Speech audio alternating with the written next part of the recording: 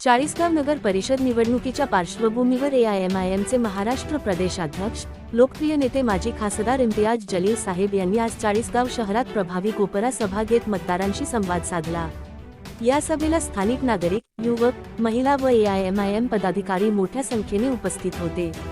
जलील साहेबांनी जनतेच्या प्रश्नांवर थेट भाष्य करत विकास, शिक्षण, आरोग्य, वंचित समाजाचा हक्क आणि पारदर्शक स्थानिक स्वराज्य याबाबत पक्षाची भूमिका मांडली।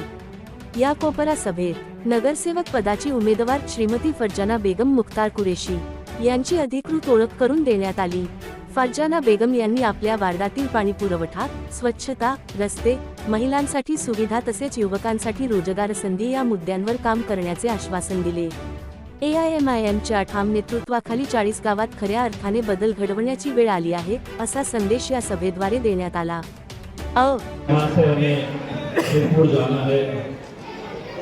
फिर उसके बाद नंदुरबार में जलसा है, शहादा में जलसा है। ये हमारे प्रोग्राम में नहीं था, लेकिन रास्ते में हमें ये खबर मिली कि आपको चाळीसगाव के अंदर भी रुकना है। अल्हम्दुलिल्लाह मुझे ज़ाती तौर के ऊपर बड़ी खुशी हुई कि चाळीसगाव जैसे मुकाम के ऊपर जहाँ इतने सारे हो गई आपकी तस्वीर, तो फिर मैं बात करूँ।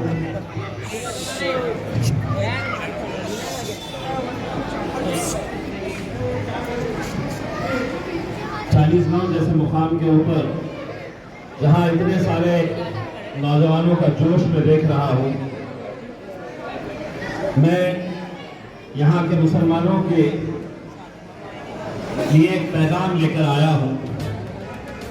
ये पूरे हिंदुस्तान के अंदर ये साजिश हो रही है कि जहां पर भी मजलिस मजबूत है, जहां पर भी मजलिस जीत सकती है, आप नीचे चले जाइए।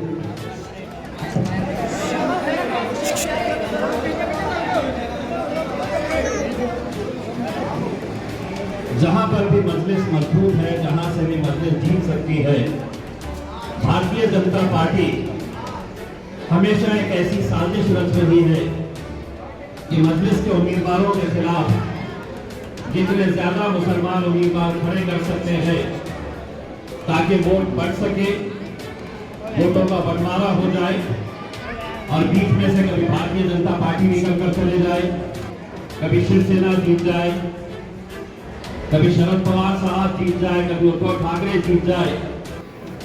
लेकिन अल्हम्दुलिल्लाह इस बार जो बिहार के नतीजे आए, बिहार में यही साजिश रची गई थी कि हमारे उम्मीदवारों के खिलाफ इतने सारे उम्मीदवार तमाम सियासी पार्टियों ने खड़े कर दिए थे। लेकिन इस बार बिहार की आवाम ने तय किया था कि हम इतने सालों तक जौहर बनते आए हैं, लोगों ने हमारा इस्तेमाल किया है। इलेक्शन का दिन आया तो उन्होंने ना दाएं देखा ना बाएं देखा, ईवीएम मशीन के ऊपर गए, जहां पर भी पतंग नजर आई बस पतंग के ऊपर मोहर लगाए। और यही इंतजाम मैं आप लोगों के बीच में करने के लिए आया हूं और खास तौर से उन मुसलमानों को ये बताने के लिए आया हूं कि आज तुम्हारे लिए तुम्हारी लड़ाई, तुम्हारी आवाज कोई नहीं बनने वाला है।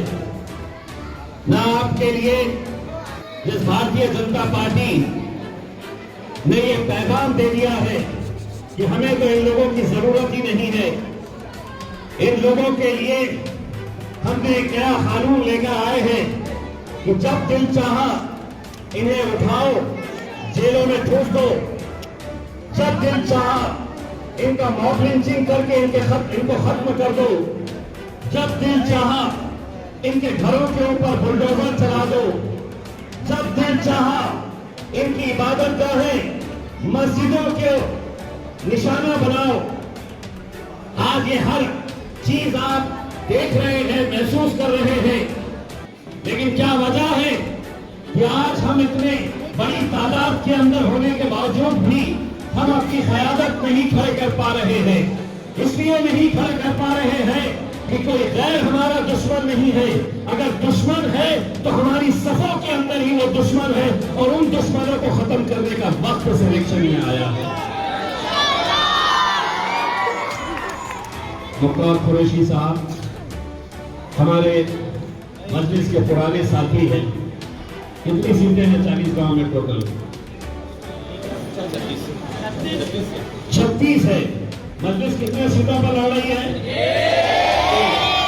यकीन मानिए 3 तारीख के दिन जब नतीजे आएंगे 35 पे कौन जीता है, चर्चा उसकी नहीं होगी।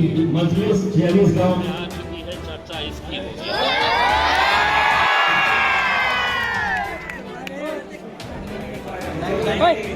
हम आए हैं आपके बीच में कि हमारी आवाज भी बंद करना चाह रहे हैं। हो सकता है उन्हें खबर पहुंच गई होगी, आए हैं करके, तो हमारी आवाज आप तक पहुंचनी नहीं चाहिए। लेकिन मेरा और आपका रिश्ता जो है, मेरा और आपका रिश्ता वैसा हो गया है कि आवाज बंद भी कर दे, लाउड स्पीकर बंद भी कर दे, मैं सिर्फ इशारों में आपको बता दूंगा क्या।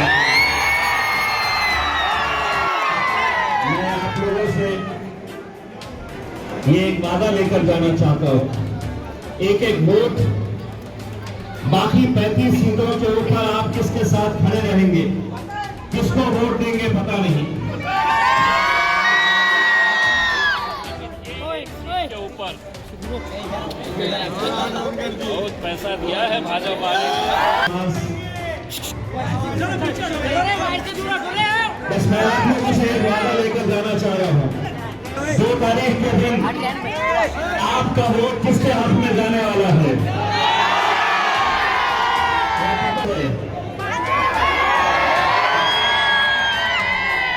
मेरे तमाम बुजुर्गों, नौजवानों, मेरी माएँ बहनें, तमाम जाति धर्म और मजहब के लोगों से मैं ये अपील करने के लिए आया हूँ कि 40 गांव के अंदर इंशाअल्लाह आप मजलिस के परचम को लहराइए और मुख्तार कुरैशी साहब के जरिए हमारे हाथ को मजबूत करिए।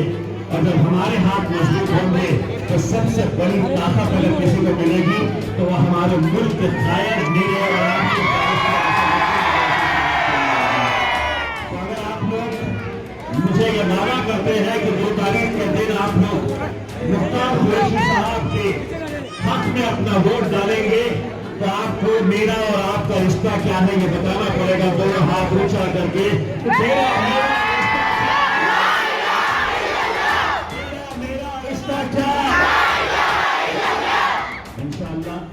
मुख्तार कुरैशी साहब, मैं आपको अभी ज्यादा वक्त नहीं दे रहा हूँ, लेकिन आपको वादा करके जा रहा हूँ कि इंशाअल्लाह आपका जीत का जश्न जब होगा तो उसमें मैं जरूर हाथ